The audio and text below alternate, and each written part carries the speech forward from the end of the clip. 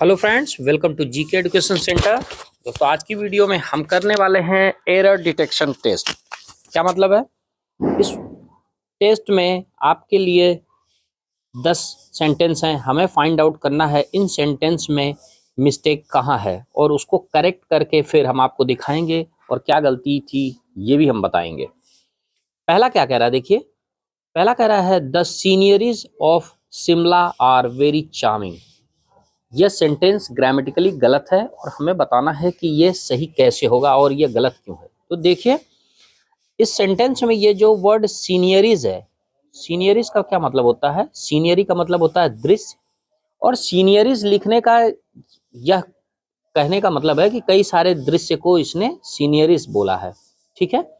अब चूंकि द सीनियरीज, यहाँ पर सब्जेक्ट सीनियरीज बताया है और इसके साथ जो वर्ब है ये प्लूरल रखा है। ठीक है। Singular subject singular verb, plural subject plural verb. अब इसमें हमें बताना है गलत क्या है। तो देखिए, जो सीनियरी जो नाउन है यह हमेशा सिंगुलर में यूज होता है, यहां पर यही मिस्टेक है। तो यहां पर सीनियरीज की जगह पे सीनियरी होना चाहिए था, केवल सीनियरी होना चाहिए था। द सीनियरी ऑफ शिमला, और यहां पर आर की जगह इज होना चाहिए था। The scenery of Shimla is very charming. चूंकि अब शिमला घूमने गए, कई दृश्य देखे, और इसलिए सीनियरीज हम उसको नहीं बोलेंगे। वो चाहे कई सारे दृश्य देखे, उसको हम सीनियरी ही बोलेंगे। तो याद रखेंगे, सीनियरी जो नाउन है यह हमेशा सिंगुलर में प्रयोग किया जाता है। तो the scenery of Shimla is very charming, ये हो जाएगा करेक्ट। ठीक है। अब नेक्स्ट नेक्स्ट क्या कह रहा है, देखिए। नेक्स्ट कह रहा है Sarla has no issues. Sarla has no issues.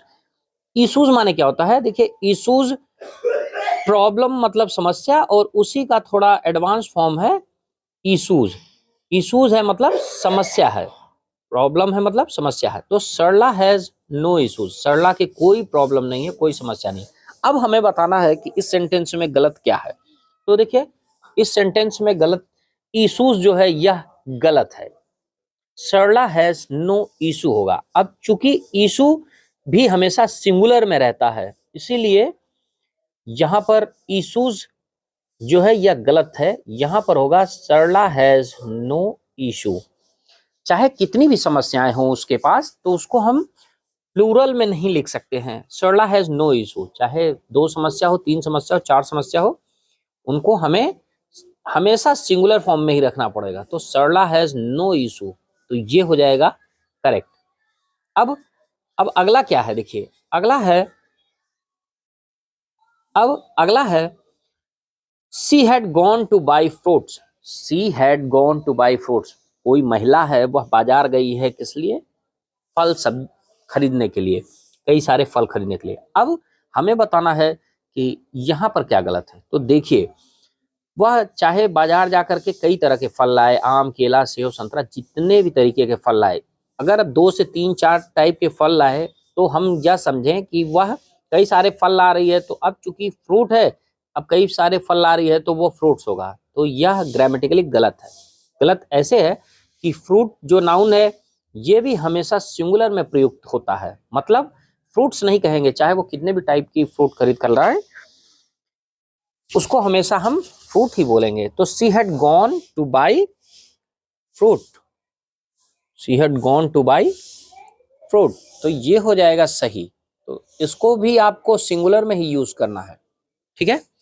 Next है हर हेयर्स आर जेट ब्लैक। उसके जो बाल हैं वो बहुत ही ज्यादा काले हैं। अब चूंकि सर पे कई सारे बाल हैं, तो हम ये सोचें कि हेयर की जगह हेयर्स करें, तो ये गलत है। अब चूंकि यहाँ हेयर्स प्लूरल दिखाया गया था, इसीलिए इसके साथ प्लूरल वर्ब आर का यूज हुआ था, तो ये भी गलत है।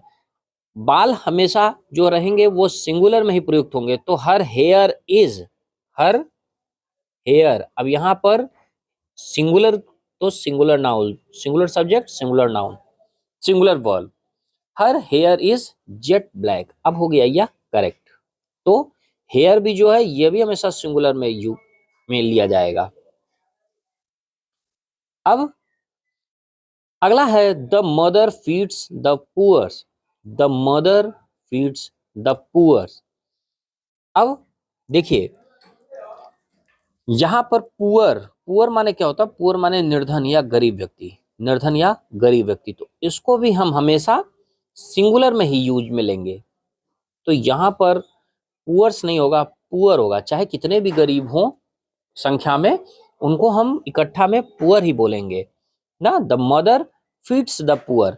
अब चूंकि पुअर सिंगुलर है इसलिए वर्ब भी सिंगुलर होगा, और किसी भी वर्ब के बेस फॉर्म में जब एस जोड़ देते हैं तो वह सिंगुलर की तरह काम करता है। तो यहाँ पर फीड माने खिलाना, फीड हमेशा प्लूरल होता है, तो एस जोड़ दिया तो सिंगुलर हो गया, तो फीड्स द पुअर। तो यहाँ पर यह गलत हो जाएगा, सही हो जाएगा the mother feeds the poor, ये हो जाएगा ग्रामेटिकली सही। तो पुअर जो नाउन है ये भी हमेशा सिंगुलर ही यूज होगा।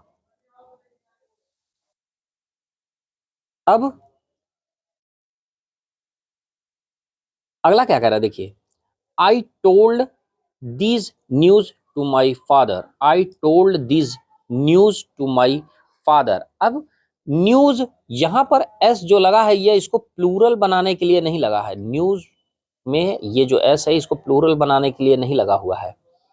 अब न्यूज चाहे कितनी भी समाचार, कितनी भी खबरें हों, वो हमेशा सिंगुलर ही यूज होगा, सिंगुलर ही यूज होगा। अब सिंगुलर यूज होगा तो इसके साथ वर्ब भी सिंगुलर लगाना पड़ेगा, तो यह दीज नहीं दिस होगा।